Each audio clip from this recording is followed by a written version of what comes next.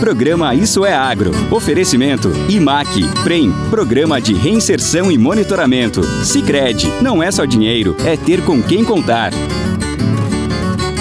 Olá, tá começando mais um Isso é Agro. E olha, o programa de hoje, ele tá daqueles que mostram a força, a evolução e os desafios do agro brasileiro. Vamos abrir falando de uma transformação que vem mudando a pecuária de Mato Grosso. O modelo de terminação de gado em confinamento. Ele vem crescendo cada vez mais, aumentando produtividade e eficiência e ajudando a fortalecer ainda mais a pecuária do estado. Depois tem o Curiosidades do Agro. Você aí já ouviu falar em boi gordo, boi magro nas cotações da pecuária? Mas sabe realmente o que isso significa? A gente vai explicar tudo. Depois do intervalo, vamos até Campo Verde para mostrar como a ovinocultura promete crescer na região e como os produtores estão se preparando para essa nova oportunidade. E ainda, uma ameaça silenciosa que preocupa o campo. A mosca branca, ela tem colocado lavouras de soja e algodão em risco. E você vai entender como o agro está se preparando para enfrentar essa praga. Depois do intervalo tem a receita da semana, um delicioso rocambole de cordeiro para surpreender aí na sua casa. Então, fica com a gente, porque esse agro já começou.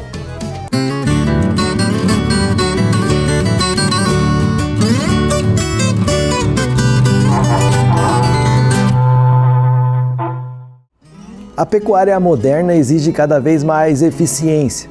E uma das estratégias que mais cresce em Mato Grosso é justamente a terminação de gado em confinamento. Mais controle, mais produtividade, melhor aproveitamento nutricional e impacto direto nos resultados da fazenda. Vamos entender como esse modelo ele vem transformando a pecuária.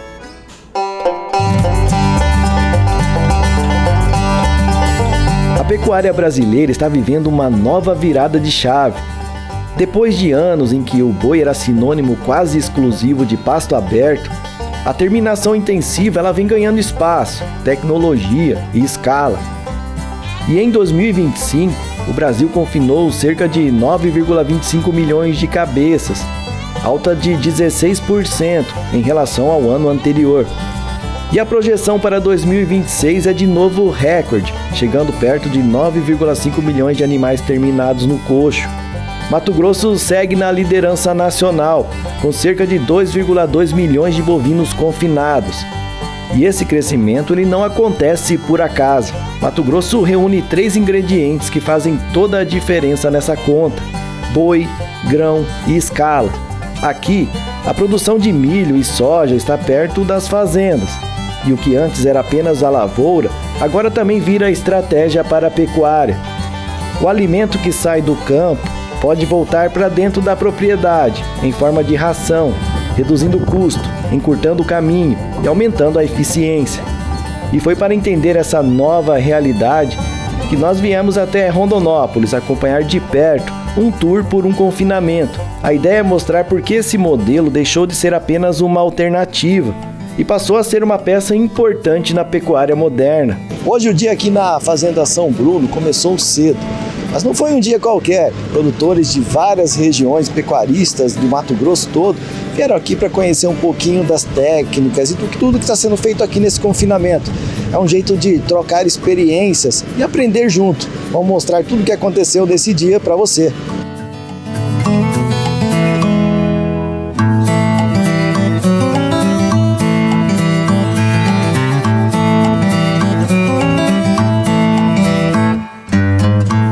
Mas afinal, como ganhar dinheiro com um confinamento?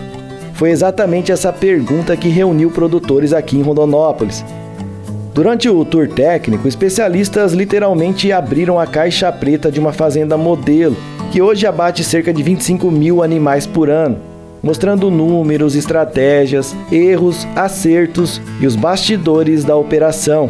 Porque se tem uma coisa que esse setor aprendeu, é que confinamento não é receita de bolo.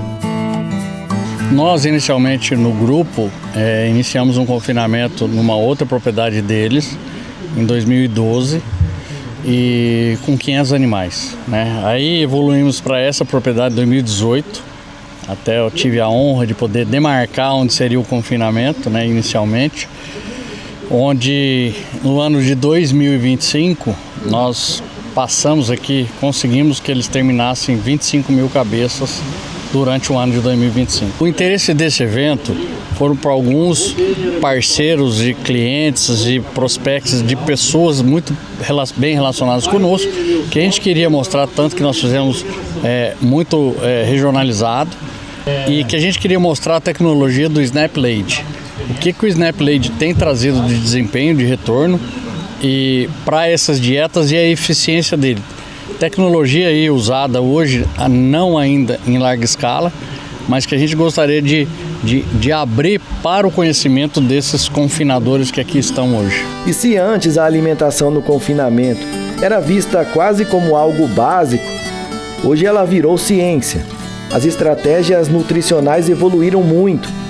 Dietas mais equilibradas, melhor aproveitamento energético, maior eficiência digestiva, tudo pensado para transformar alimento em ganho de peso com mais precisão. Uma das tecnologias apresentadas aqui no evento foi o SnapLade, uma silagem produzida a partir da espiga inteira do milho, aproveitando o grão, sabugo e parte da palha. Na prática, um alimento altamente energético, rico em amido e com fibra de qualidade, pensado justamente para melhorar o desempenho dos animais confinados e aumentar a eficiência da dieta. O SnapLade, na verdade, é o milho, né, uma colheita desse milho, num porte ainda pequeno, vamos dizer assim, para uma lavoura, mas onde a colheita dele é feita numa altura razoável, onde o interessante é pegar a espiga e pouca coisa de volumoso. Então a dieta dessa chega a propiciar em torno de 79%, 80% de grão de milho, que aí é feito a silagem dele e a fermentação. E o produto fica altissimamente rico em amido. É onde a gente consegue fazer a transformação dele a nível de confinamento e sequestro. Para o produtor, o confinamento também representa uma forma de verticalizar a produção. Em vez de vender apenas o bezerro ou mesmo o boi magro, ele passa a participar de uma etapa mais valorizada da cadeia, a terminação. E quando esse produtor também tem agricultura ou está próximo de regiões produtoras de grãos, a conta fica ainda mais interessante. O confinamento em si vão ter vertentes dentro dele. Uma coisa é o produtor criar, recriar e verticalizar terminando num confinamento. Outra coisa é a oportunidade de customização. Se você tem uma opção de dieta economicamente viável, é comprar esse animal já formado, que a gente chama de boi magro. É o que se faz bastante aqui pelo volume, pelo giro, pela rotatividade. Animais aí na faixa de 390 a 420 quilos e fazer a terminação com customização econômica. É o que a gente mostrou aqui hoje, a gente abriu a caixa preta, os números, customização de dietas, arroba produzida, e hoje é super interessante, economicamente super viável para quem está estruturado, e aqui especificamente com uma integração lavoura-pecuária. Considero assim que o confinamento hoje ele se adequa melhor para quem tem agricultura junto. Isso vai ajudar a economizar na dieta, no seu custo do boi. Então assim, a pecuária sozinha fica inviável às vezes. Você depender de comprar toda a matéria-prima, você depender de grão, disso, daquilo outro. Então é um negócio que você precisa ter a agricultura junto. Tem que estar tudo mais próximo, Você está dentro da lavoura, você tem milho mais próximo, menos frete, menos demanda de frete, menos distância. Então isso é muito interessante, você estar próximo da agricultura por causa desses custos. Esse avanço também aparece nos números da carne mato-grossense. Segundo dados divulgados pelo IMEA, Mato Grosso abateu em 2025 quase 7 milhões de cabeças, o maior volume anual da história do estado. O destaque ficou para animais jovens, de até 24 meses, que representam 43,24% dos abates. Machos e fêmeas jovens enviados ao frigorífico somaram mais de 3,2 milhões de cabeças, crescimento de 17,5% em relação ao ano anterior. Boa parte dessa carne tem destino certo, o mercado internacional. A China continua sendo um dos principais compradores, mas a dependência do mercado asiático acende um alerta. Para 2026, a China ela estabeleceu uma cota anual para a carne bovina brasileira, e metade desse limite já havia sido atingida em maio. Por isso, o setor também busca abrir novas portas e apresentar a carne brasileira em outros mercados. As oportunidades regionais eu acho muito interessante. Vou dizer para você, se você está regionalizado, para que você olhe a operação como um todo, se você tem muita oferta, você está numa região de muita oferta de fêmea, então operacionalize essas ofertas, essa abundância de matéria-prima que é o gado, dentro da sua oportunidade. A gente trabalha muito a desmama precoce. Aonde tem muita oferta de vaca parida, faça desmama precoce, termine as vacas economicamente viáveis e volte na operação. Se você está numa região que tem condição, vários frigoríficos, procura por boi, mercado demandado, a terminação do macho é fantástica. Então, assim, é muito mais analisar as oportunidades do que meramente sair fazendo. O confinamento se alivia muito a fazenda na seca, né? Você acaba colocando uma fazenda em cima da outra, que a gente fala, num pequeno espaço de área, você coloca agrega muito valor, muito mais faturamento. Agora, você precisa de ter um fluxo de caixa maior, um grande investimento em barracão, vagão, num operacional alinhado, que você precisa de ter uma frequência de limpeza de bebedouro, uma série de funções que precisa de muita disciplina. Se o produtor não está preparado para isso, nessas questões operacionais, estrutural e fluxo de caixa, é melhor ele ser um bom criador e recriador e vender esse garrote, né, até ele estar adaptado a esses 3 pilares aí e poder ser eficiente.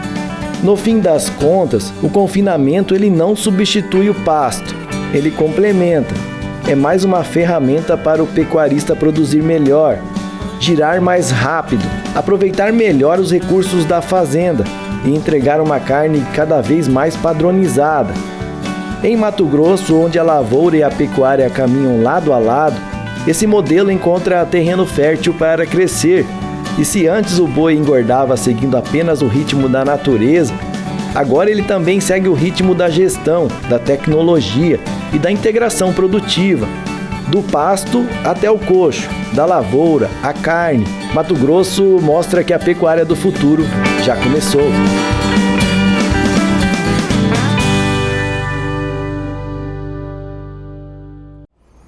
E a pecuária ela vem evoluindo rapidamente, com tecnologia, manejo e modelos produtivos cada vez mais eficientes. Mas quando o assunto é mercado, ainda existem muitos termos que muita gente ouve e nem sempre entende. Você aí já ouviu falar que hoje o boi gordo subiu ou o mercado do boi magro está aquecido? Mas afinal, qual é a diferença entre eles? No Curiosidades do Agro de hoje, vamos traduzir esse mercado de um jeito simples. Você já ouviu alguém dizer: hoje o boi gordo subiu, o mercado do boi magro está aquecido? E ficou pensando, mas afinal, o boi emagrece na bolsa e engorda no mercado? Porque a verdade é que esses nomes aparecem o tempo todo nas cotações do agro, mas muita gente não faz a mínima ideia do que eles realmente significam. Hoje você vai entender de forma simples a diferença entre boi gordo e boi magro, e porque essas informações mexem com bilhões dentro da pecuária brasileira. Mas afinal, o que é o boi magro? Vamos começar pelo começo. O boi magro não significa um animal doente ou mal alimentado, nada disso. No mercado pecuário, o boi magro é aquele animal que já saiu da fase de bezerro. Normalmente passou pela recria, mas ainda não está pronto para o abate. Em outras palavras, é um animal em fase de ganho de peso. E normalmente é comprado por produtores que vão terminar essa engorda, seja no pasto, seja no semi-confinamento ou no confinamento. É praticamente matéria-prima para a fase final da pecuária. E para você entender melhor, o boi magro geralmente pesa entre 8 a 14 arrobas, dependendo da região, genética e sistema produtivo. Lembrando que no Brasil, uma arroba equivale a 15 quilos. Então estamos falando de animais entre aproximadamente 120 e 210 quilos de carcaça equivalente, ou mais em peso vivo.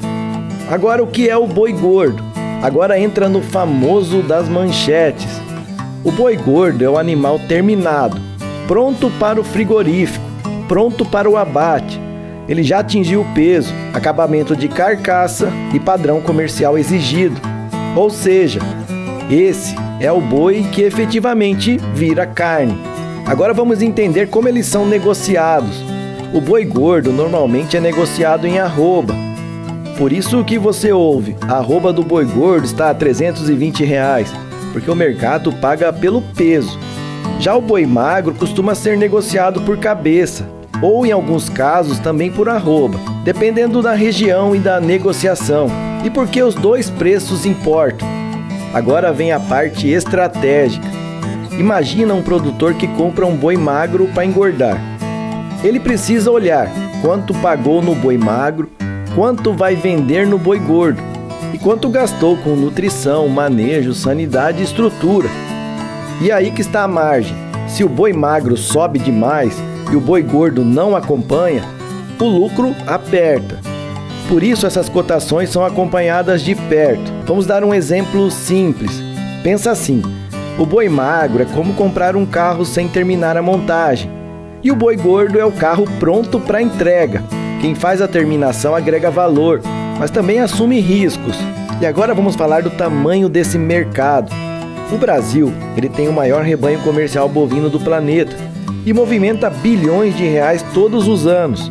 As oscilações dessas categorias impactam pecuaristas, confinadores, frigoríficos, exportadores, supermercados e até o preço da carne no açougue. Sim, quando o boi sobe, muitas vezes o consumidor ele sente só depois. E onde entra o bezerro? Para fechar a cadeia, nós temos normalmente o bezerro que vai para a recria, que se torna um boi magro, que depois vira boi gordo na engorda. Ou seja, cada fase tem o seu mercado, cada fase tem seu preço e cada fase tem sua estratégia. Agora, quando você ouvir boi gordo fechou em alta, já sabe, não é um boi mais feliz, é um animal pronto para virar carne. E o boi magro é o atleta em preparação. O agro também tem seu vocabulário próprio. E entender isso ajuda a enxergar melhor o tamanho dessa engrenagem. Agora comenta aqui, você já sabia essa diferença? E de qual cidade você está assistindo? Isso é Curiosidades do Agro.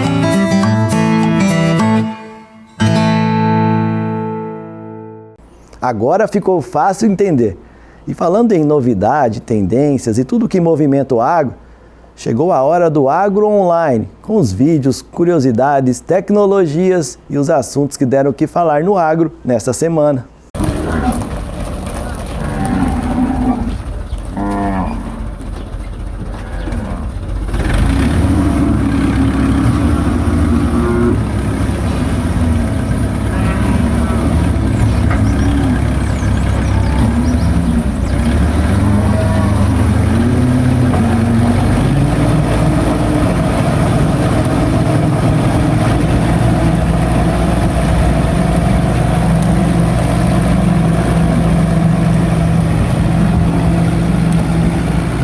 Isso daqui é polêmico e o açougueiro que faz isso com você merece um Peugeot e uma pedra no rim. Embaixo da gordura do contrafilé existe um nervo tão duro que é capaz de puxar um carro e é ele que deixa o seu bife empenado na grelha ou na frigideira. Mas a maioria dos donos de açougue obrigam os seus açougueiros a te enganar na hora de você comprar a sua carne. É obrigação do açougueiro retirar esse nervo, porém ele finge de besta na hora que você chega e faz o pedido. Pessoas que não sabem comprar carne, principalmente mulheres que chegam na inocência, são enganadas sem dó. Então na próxima vez que você for no açougue, exija que o açougueiro retire esse nervo, é seu direito. Se você comprar essa peça embalada a vácuo, essa tarefa será sua. A parte mais dura dele fica na parte baixa da gordura, então é só medir 2 dedos e retirá-lo tranquilamente com uma faca bem afiada. O pior de tudo é que tem gente que é igual ao condicionador Pantene extremo liso que prefere defender o açougue malandro do que reivindicar o seu direito. Agora que você já sabe, me segue para receber mais conteúdos como este. Você sabe quais são os 10 estados que movem o agro no Brasil? Começamos pelo 10º Pará, com 8 milhões de hectares de pastagens. Se destaca na carne bovina e no cacau. 9º, Santa Catarina, líder na exportação de carne suína, com um agro que movimenta 40 bilhões de reais ao ano. 8º lugar, Rio Grande do Sul, referência em arroz e vinhos, gerando 75 bilhões de reais. 7º, Mato Grosso do Sul, destaque na pecuária e soja, somando 80 bilhões de reais. Na 6ª posição, Bahia, forte no algodão e frutas, com 85 bilhões de reais anuais. 5º, Goiás, com 25 milhões de cabeças de gado e produção de soja e carne, movimenta 90 bilhões de reais. 4º, Minas Gerais, maior produtor de café do mundo e responsável por 20% do leite nacional. No 3º lugar, São Paulo, gigante em cana, etanol e café, somando 100 bilhões de reais. 2º, Paraná, um dos maiores produtores de grãos, responsável por 20% do milho nacional e movimentando 150 bilhões de reais. E na 1ª posição, Mato Grosso, o maior estado do agro, com 10 milhões de hectares de soja e uma economia de 200 bilhões de reais por ano. Daqui a pouco vamos até Campo Verde, conhecer o crescimento da ovinocultura. Tem também um alerta importante sobre a mosca branca, uma das pragas que mais preocupam produtores. E ainda rocambole de cordeiro na receita da semana. A gente já volta.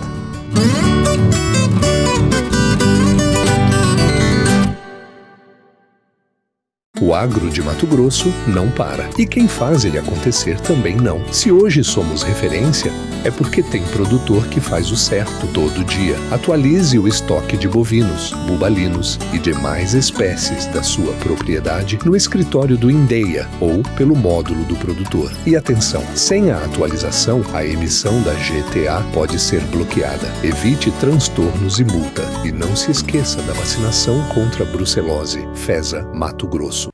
Quando a gente virou família, cresceu em mim um amor tão grande que eu quis virar gigante só para proteger vocês. Aí eu entendi que proteger significa cuidar de cada detalhe, pra gente aproveitar cada momento. E no Sicredi nós temos seguros que dão suporte pra gente viver com tranquilidade. O nosso gerente cuida de tudo. Esse também é gigante. Papai, me segura! Seguros no Sicredi, proteção gigante para você e sua família. Sicredi é ter com quem contar. Pecuária em Mato Grosso respeita a lei e é sustentável. Para as fazendas que tenham problemas ambientais, o IMAC criou o Programa de Reinserção e Monitoramento, PREM. O PREM é uma plataforma que auxilia o produtor a retomar sua comercialização de animais com as indústrias frigoríficas em Mato Grosso. Um caminho que viabiliza o negócio dos produtores, dá segurança para as indústrias e preserva a natureza. Saiba mais em www.imac.agr.br.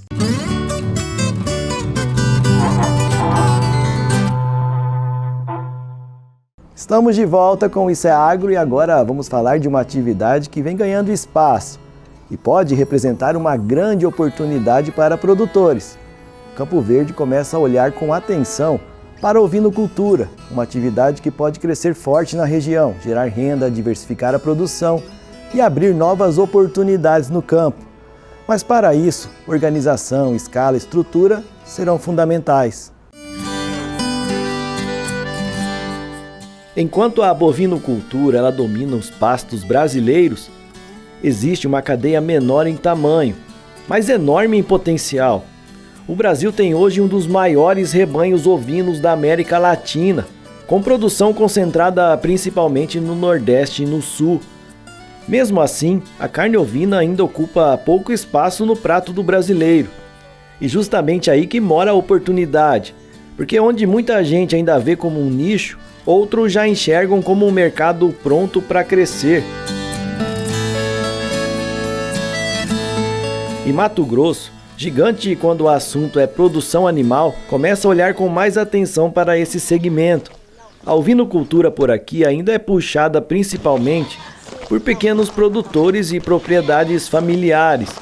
Gente que encontrou no cordeiro uma alternativa de renda, mas que ainda convive com desafios antigos. Mas para quem já decidiu apostar nessa atividade, a realidade mistura oportunidade e desafio.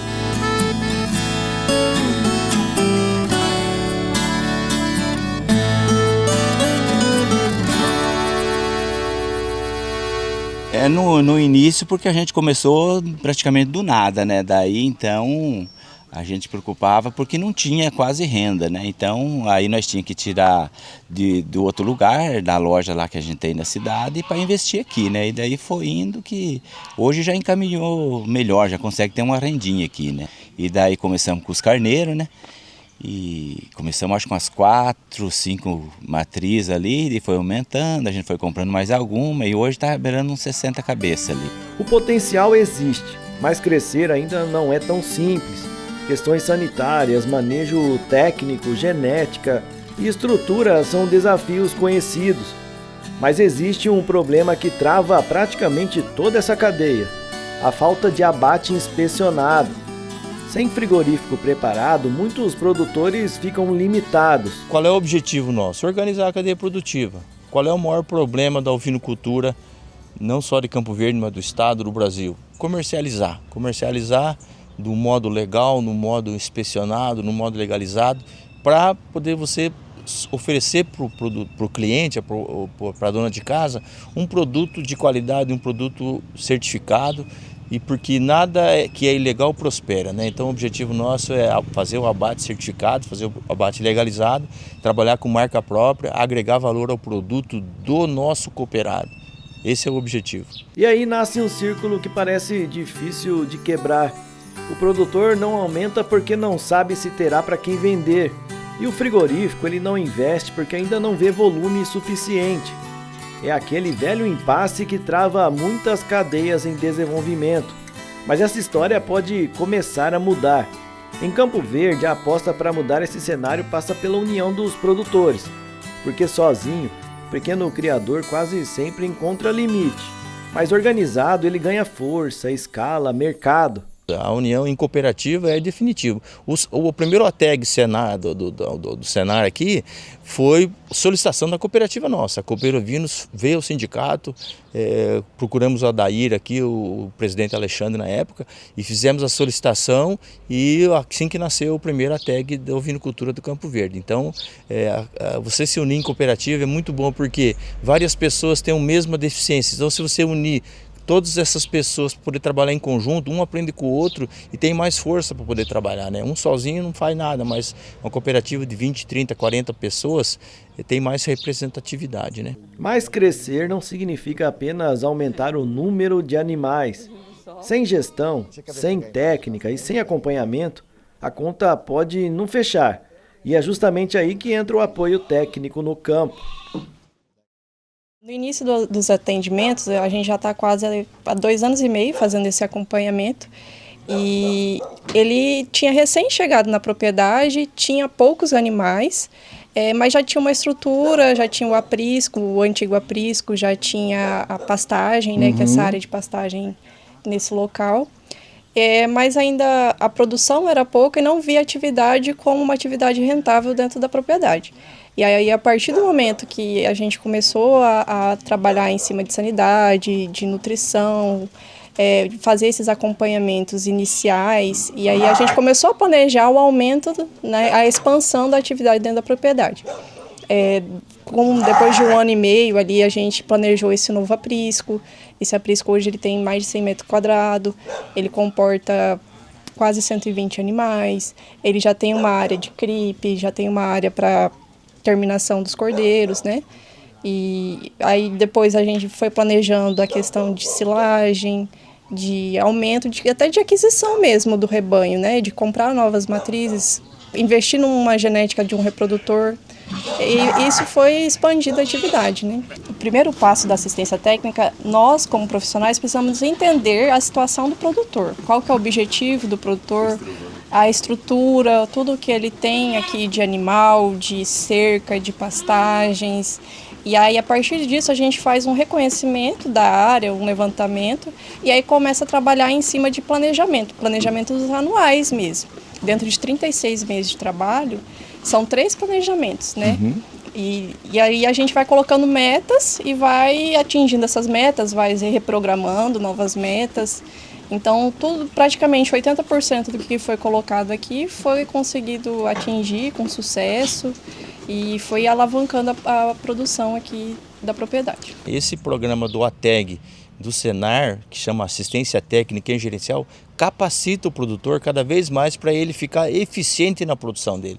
Não adianta você ter uma terra, você não sabe qual é o capim que você vai colocar, se você não sabe qual o tipo da matriz que você vai fazer, qual é o manejo sanitário, qual é a raça que você vai colocar. Apesar que a raça, todas elas são boas, né? Se você tiver sanidade, se tiver uma alimentação boa e um manejo bom, qualquer raça dá acabamento e dá qualidade na carcaça. Vai do capricho. Então, assim, essa é a importância do ATEG do Senar. Muito importante e definitivamente é um método de trabalho que valoriza o produtor, porque vai na propriedade ver em loco qual é o desafio do produtor, o que ele precisa, e aí o Senar entra com a parte técnica, que muitas vezes, na maioria dos casos, falta para o produtor essa parte técnica especializada. A região tem muitos sulistas, né? Então já muitas fazendas já tem o hábito de ter ali o cordeiro, a ovelha, muitas vezes para o consumo, né? Então movimentando agora através da cooperativa que Campo Verde tem, a Cooperovinos, a cooperativa ela está movimentando de forma para tornar comercial mesmo. Então a assistência técnica ela vem para o produtor já se organizar ali desde o início, né? Porque para a hora que chegar um frigorífico, ter o produto, porque não tem como instalar um frigorífico sem ter os animais. Então a ATEG ela vem ali, tem esse acompanhamento, né? Assistência técnica e gerencial, focando bastante no gerencial, porque geralmente as pessoas que mexem ali trabalham com os ovinos, eles já têm uma experiência, mas aí vem, né, ali o técnico, né, focando também bastante no gerencial, preparando eles em escala e tudo mais para poder atender, né? Porque hoje para um frigorífico tudo precisa ter uma escala, então através da assistência técnica eles estão assim, ajuda ali os produtores a se organizar. A assistência técnica ela ajuda a organizar aquilo que muitas vezes começa apenas na experiência, transformar manejo em planejamento, criação em gestão e produtor em empresário rural, porque uma cadeia forte começa na base. Sempre é gratificante, né? Cada passo que a gente, todo mês, quando a gente chega na propriedade e vê qualquer coisa que foi feita, uma mudança que seja numa cerca, numa pastagem ou num animal que está tendo resultado, num cordeiro que está saindo da desmama, atingindo o peso antes do esperado, indo para engorda e fechando um lote, vendendo, isso tudo é gratificante.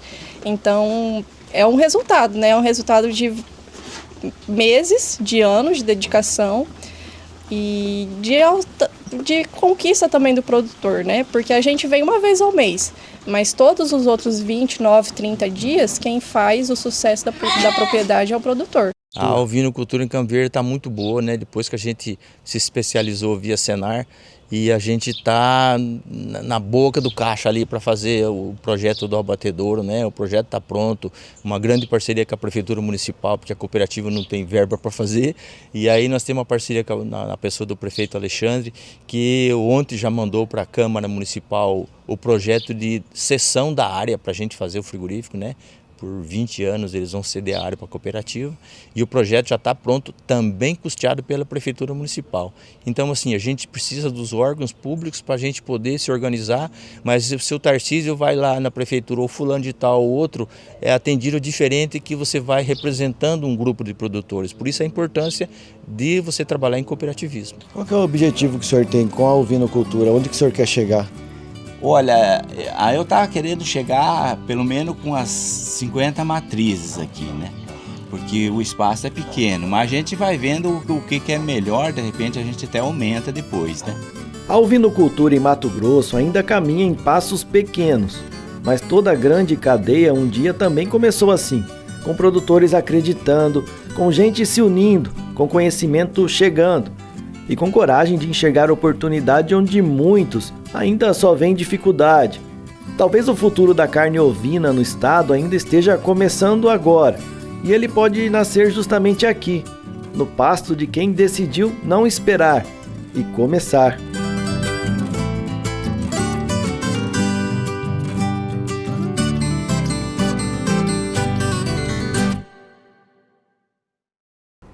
O agro está sempre buscando novas oportunidades, mas junto com elas também vêm os desafios.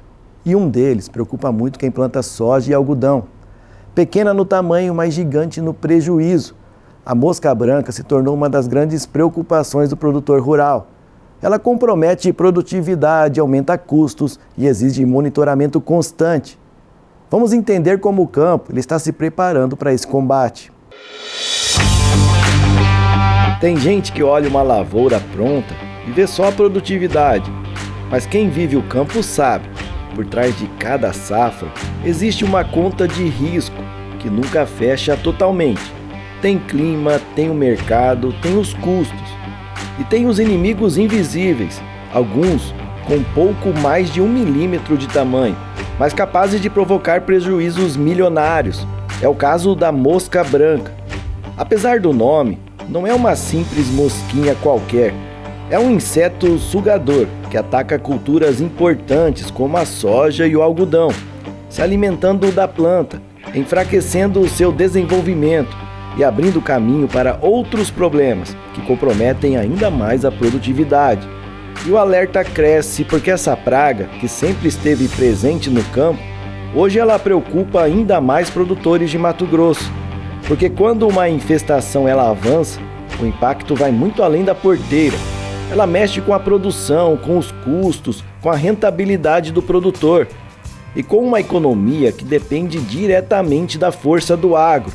E foi justamente esse alerta que ganhou espaço no 26º Encontro Técnico de Soja da Fundação Mato Grosso, um dos principais fóruns técnicos do setor, onde pesquisadores, consultores e produtores discutem os desafios da última safra e os riscos que já aparecem no horizonte da próxima. A gente está no 26º Encontro Técnico aqui da Fundação. A Fundação passa o ano inteiro pesquisando todos os problemas que a gente tem na cultura da soja, pragas, doenças, parte de mecanização. E nesse evento a gente transmite todo esse conhecimento de maneira gratuita para a sociedade. É uma maneira de transferência de tecnologia da Fundação para a sociedade mato-grossense e brasileira. Seria um ganha-ganha, né? Vocês pesquisam, estudam, passam esse produtor e ele pode aplicar de uma forma mais correta lá no campo. Exatamente.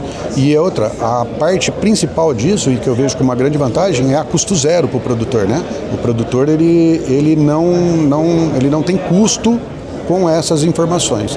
E os próprios consultores hoje, a maioria dos produtores aqui do Mato Grosso tem algum consultor.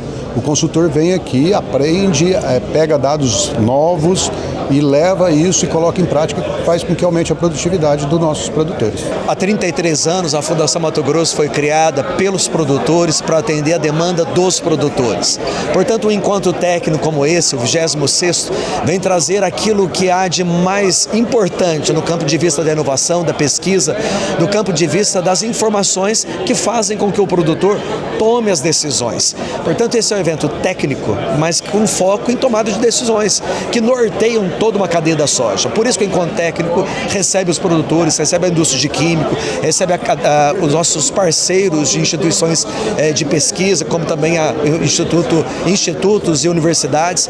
Então aqui é um grande hub onde difunde diversas tecnologias e informações que são geradas no nosso campo de pesquisa pelo nosso time de pesquisadores. Pequena no tamanho, gigante no estrago. A mosca branca é um inseto sugador que enfraquece a planta ao retirar nutrientes e ainda abre espaço para danos indiretos. Ao se alimentar, ela libera uma substância açucarada que favorece a formação da fumagina. É como se a planta ela fosse coberta por uma película escura que bloqueia a luz, reduz fotossíntese e compromete o seu desenvolvimento. Em situações severas, a produtividade despenca. A mosca branca ela tem sido uma dor de cabeça do produtor, realmente.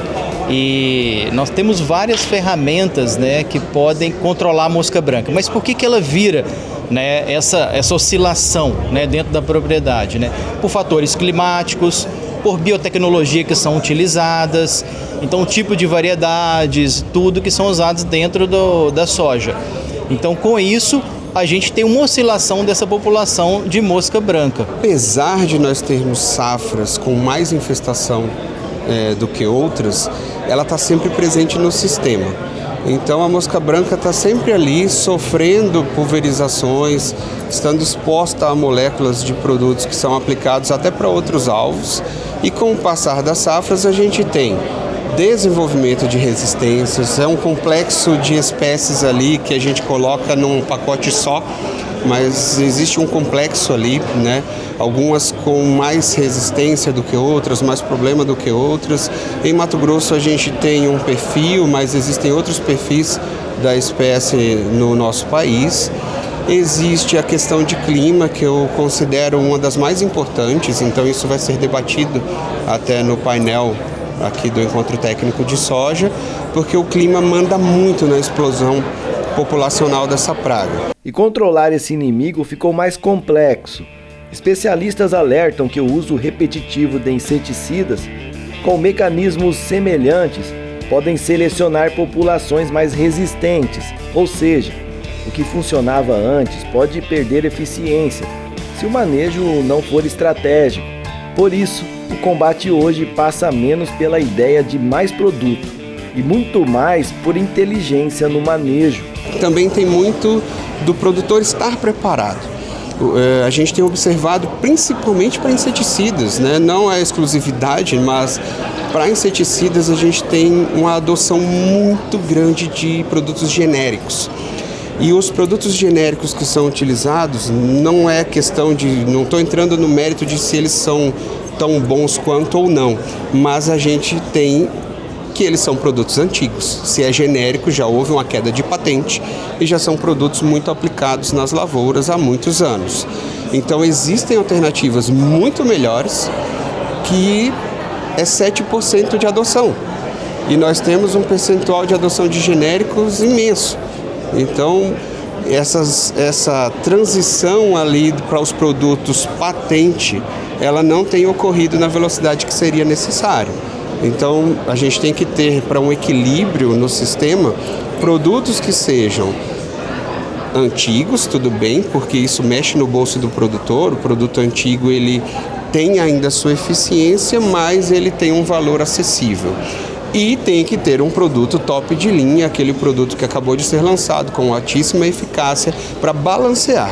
E no sistema de manejo, o produtor faz o jogo econômico ali, onde ele vai pegar produtos de altíssima eficácia com produtos de eficácia moderada a boa, se ele posicionar bem naquele sistema de manejo, para que ele consiga controlar bem a praga. Mas a gente não tem observado isso ocorrer com a velocidade que gostaríamos. Nós temos uma adoção de produtos muito antigos ainda, falando em mosca branca, que tem também interferido, e na hora que o produtor perde a mão, é uma praga que pode provocar perdas de 50% a 60% da produção. Nós temos dados, nós temos ensaios, principalmente em safras de veranicos, onde você tem essa questão toda que eu mencionei, de escalonamento da produção, algumas semanas mais secas ali, onde a multiplicação da praga é maior, em que a gente teve perdas de 30 sacas ou até mais. Então o produtor cada vez mais está ficando com a margem apertada, a eficiência dos produtos está ficando menor, as tecnologias empregadas estão ficando menos eficientes. E nós, como Fundação Mato Grosso, nós enquanto pesquisa aplicada, a gente tem tentado entender como que tem funcionado essa dinâmica no campo. Não só do ponto de vista da pesquisa, mas também da parte da operação. O produtor tem um desafio muito grande, ele tem uma oferta muito grande de escolha de portfólio de produtos, então fica muito naquela questão, bom, o que eu vou usar? Eu tenho centenas de ingredientes ativos, qual que vai me trazer um melhor retorno de investimento, qual que está sendo mais eficiente no mercado, e isso traz um impacto direto na produtividade dele. Então, cada grão importa. E aqui entra um ponto que quem está na cidade nem sempre percebe. Quando uma praga ela pressiona a lavoura, não é só o produtor que sente. A conta chega na cadeia inteira. Menor produtividade significa menos renda circulando. Menos movimentação logística, menos indústria processando, menos arrecadação. Um estado como Mato Grosso e num país onde o agro tem peso enorme na economia, proteger a produção é proteger muito mais do que uma safra. A mosca acaba dando um pouco de prejuízo para a gente, principalmente nas fases finais da soja, né? no final a gente acaba entrando bastante em controle de mosca, principalmente para aproveitar o operacional também, que nas aplicações de fungicida, né, você acaba entrando com o controle de mosca também. São vários controles recorrentes, mas mesmo assim o controle efetivo da mosca branca está longe de ser como o produtor quer, né? Ele acaba que o que estava comentando agora é um controle muito bom, de 60% de mosca branca é um controle ótimo, né, de mosca branca, né? Então, assim, é uma praga que é mais pro ciclo final da soja, né? E aí o produtor acaba desembolsando um pouco mais de dinheiro com os defensivos, né? E não tem o controle efetivo que ele deseja, né? E o pesquisador da área de entomologia da Fundação Mato Grosso deixa um alerta importante para o produtor. Estar atento e agir de forma preventiva pode fazer toda a diferença no controle da mosca branca. A primeira coisa é ele entender o comportamento da praga. Então parece uma coisa básica, mas quando a gente entende o comportamento da praga, a gente não é pego de surpresa. Se eu já sei que eu tenho uma safra com plantio muito escalonado, os talhões plantados mais tarde eles estão suscetíveis a um ataque mais cedo e isso vai causar uma explosão populacional. Entendendo essa dinâmica, ele vai olhar para o clima, né? Se esse clima está trazendo esse cenário mais longo, ele já tem que estar preparado e planejando essas aplicações. Períodos também de janelas de aplicação diferentes. Então, se a gente tem observado que a maioria dos produtos que são utilizados hoje em soja biológicos são para mosca branca. Então a gente tem quase 30% do que é utilizado de biológico inseticida é para mosca branca. E esse biológico normalmente é fungo, e fungo precisa de umidade. Então até esse posicionamento, ele tem que entender o talhão, ele tem que estar com a amostragem em dia, ele tem que respeitar os níveis de controle, se isso ultrapassa a gente também. Inclusive no encontro técnico estamos trazendo um estudo onde mostra o prejuízo causado pelo atraso nas aplicações. Nós fizemos estudos com a aplicação no timing ideal, identifiquei o nível de controle da praga e agi.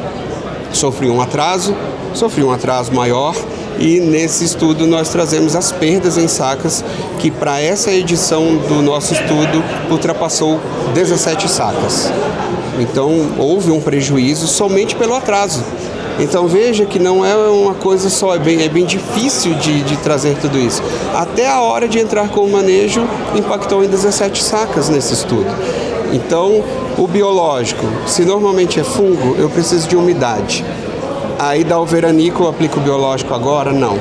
O fungo precisa que nós tenhamos umidade. Eu entro agora então com um produto químico e depois eu entro com o biológico no momento em que a umidade se restabeleceu, para que haja esporulação, para que os insetos contaminem uns aos outros e eu tenha prevalência desses esporos no sistema. No agro, produzir nunca foi simples. Cada safra é uma aposta calculada entre ciência, experiência e coragem. Talvez seja justamente aí que mora a grande força do produtor brasileiro. Mesmo diante do clima imprevisível, dos mercados instáveis e de ameaças que cabem na ponta de um dedo, ele continua plantando, porque sabe que alimentar um país exige mais do que tecnologia, exige resiliência.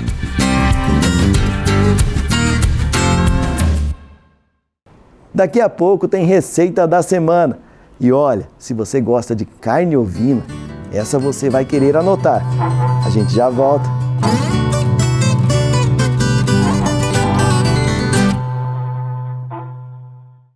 A pecuária em Mato Grosso respeita a lei e é sustentável. Para as fazendas que tenham problemas ambientais, o IMAC criou o Programa de Reinserção e Monitoramento, PREM.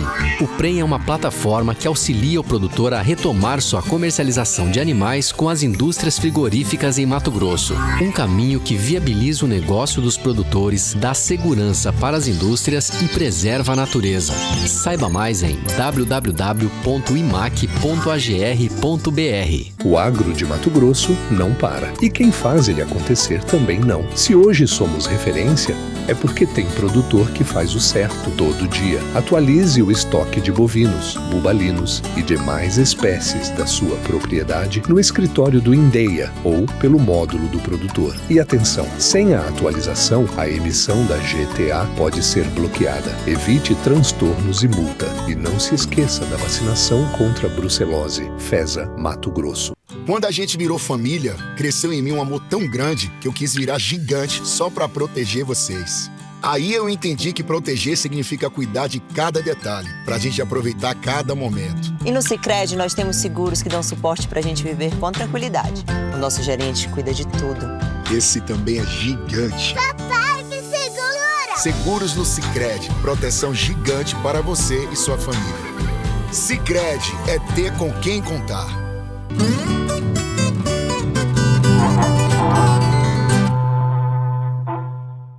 De volta, hora da receita da semana. E hoje, uma opção sofisticada, saborosa e cheia de personalidade. Rocambole de cordeiro, uma receita perfeita para surpreender a família.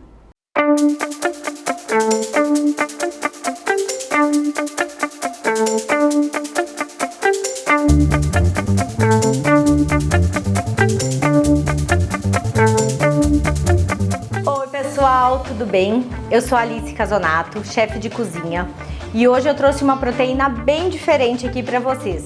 Hoje eu trouxe o cordeiro. O nome dessa peça que a gente vai usar, ela se chama sela inglesa.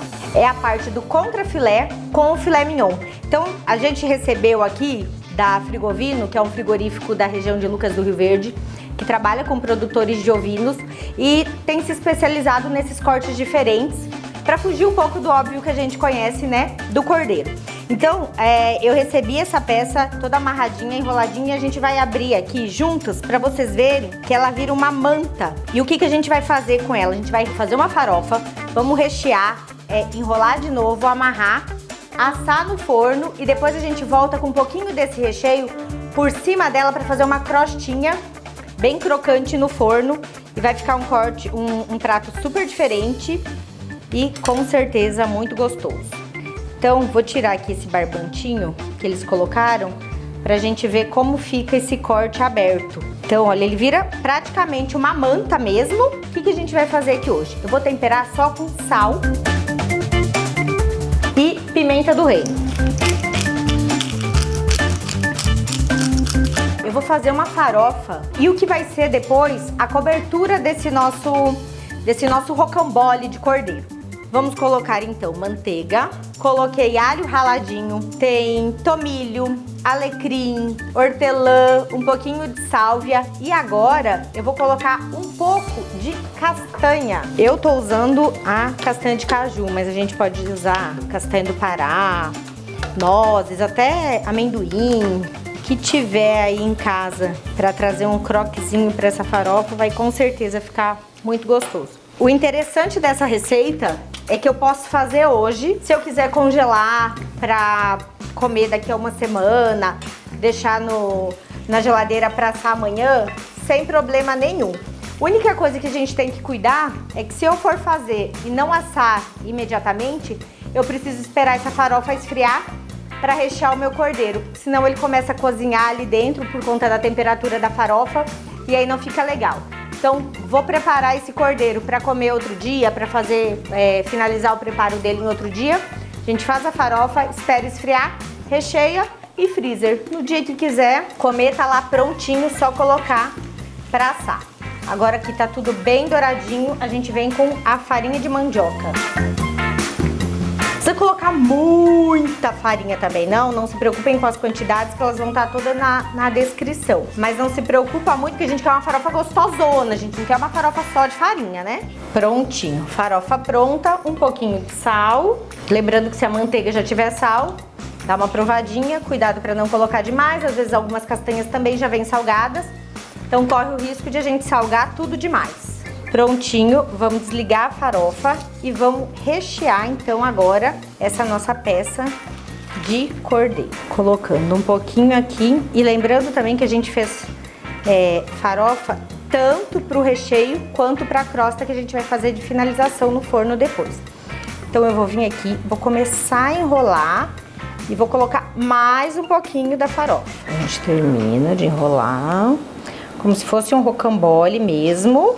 E vamos amarrar agora com um barbante. Tem gente que tem habilidade para fazer aquelas amarras incríveis. Eu vou fazer do jeito mais fácil possível, 3 pedacinhos de barbante. Não precisa colocar muito, porque depois quando a gente for pôr a crosta, na hora que a gente for tirando os barbantes, a crosta vai se desfazendo. 3 barbantezinhos aqui são mais que suficientes.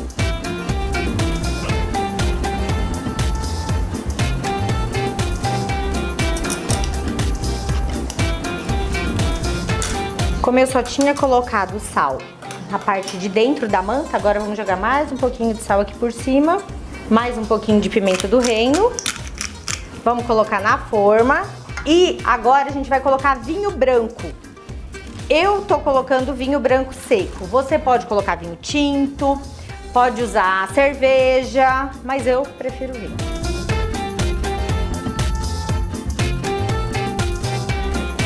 Pode colocar bastante vinho aqui, foi uma taça mais ou menos. Vamos cobrir com papel laminado. E agora, forno alto por aproximadamente 1 hora, até ele ficar bem assadinho. 45 minutinhos a 60 minutos de forno depois, a gente vai tirar o nosso cordeiro do forno. A gente vai tirar o papel laminado.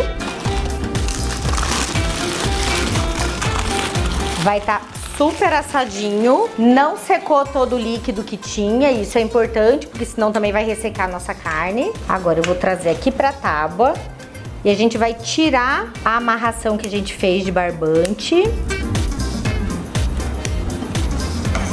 Vamos pegar esse caldinho que sobrou aqui no fundo da assadeira, a gente vai reservar e eu vou fatiar o cordeiro e vou colocar o que sobrou da farofa em cima e a gente vai voltar pro forno, agora sim com o dourador ligado. Quem não tiver o dourador, for um forno a gás ou um forninho elétrico que não tenha dourador, não se preocupe com isso. Deixa no máximo da temperatura que você conseguir e leva lá, ele vai dar uma tostadinha bem rapidinho.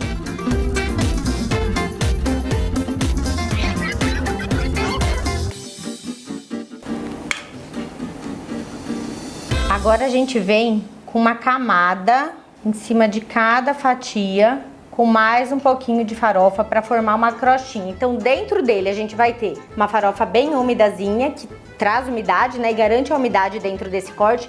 E agora a gente vai ter uma farofa crocante, então vai ter um monte de textura aqui dentro dessa receita. Levar para o forno agora, então dourador ligado ou o forno mais potente possível que você conseguir aí na sua casa, por 10 minutinhos só para dourar essa crostinha aqui em cima. Passados então os 10 minutinhos de forno, vamos tirar, crostinha pronta pra gente fazer a nossa finalização. Vocês viram que eu reservei aquele fundinho, né, do molho que tava dentro da assadeira e a única coisa que eu fiz foi passar por uma peneira. Agora a gente vai colocar no fundo de um prato. Por que eu tô colocando no fundo e não colocando em cima? Porque se eu colocar em cima eu perco todo esse croque, né, que eu trouxe ali do forno com a crostinha. Aí aqui a gente traz um pouco mais de umidade ainda pro prato. Então vamos pegar aqui com toda delicadeza e carinho. Prontinho então, esse foi o nosso rocambole de sela inglesa. Espero que vocês gostem. Até mais!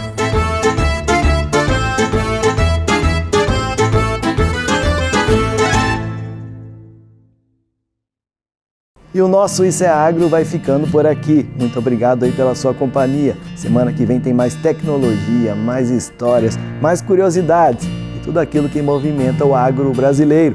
Um grande abraço e até o próximo Isso é Agro. Tchau! Programa Isso é Agro. Oferecimento IMAC, PREM, Programa de Reinserção e Monitoramento. Sicredi, não é só dinheiro, é ter com quem contar.